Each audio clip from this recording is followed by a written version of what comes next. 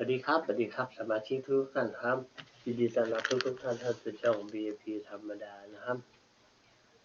ช่อง VIP ธรรมดาก็จะมานำเสนอหุ้นนิเคอิเช้านะครับที่นิเคอิเช้าของวันที่27แล้วนะครับวันนี้วันพฤหัสบดีนะครับก็ขอบพระคุณสมาชิกทุกท่านนะครับที่ได้เข้ามาชมนะทุกคลิปเลยฝากกดติดตามด้วยนะครับมาชมสินค้าเราก่อนเลยเนาะลำโพงนะครับลำโพงบลูทูธนะลำโพงบลูทูธนะครับขนาดกระทัดรัดน่ารักนะครับประมาณนี้นะครับมาชมเลยนะครับว่าเป็นยังไง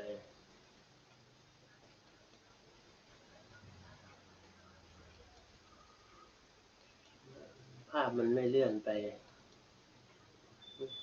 มันทำไมไม่เลื่อน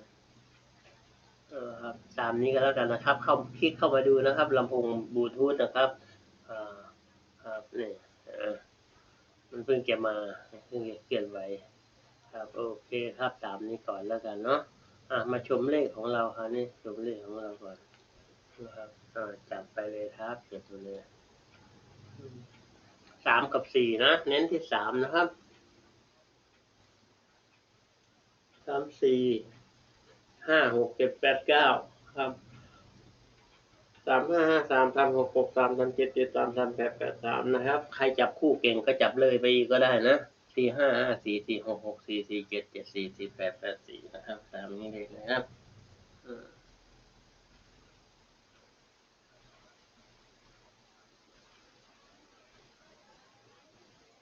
เกิดทันนะรอบเช้าพบกันใหม่รอบบ่ายนะครับนิกกี้บ่ายนะรอบเช้าก็ขอให้เฮงนะครับเฮงนะรอบเช้านะครับครับเอาแบบสั้นๆ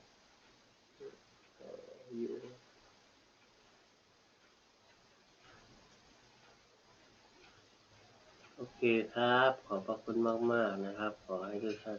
โชคดีเฮงครับสวัสดีครับ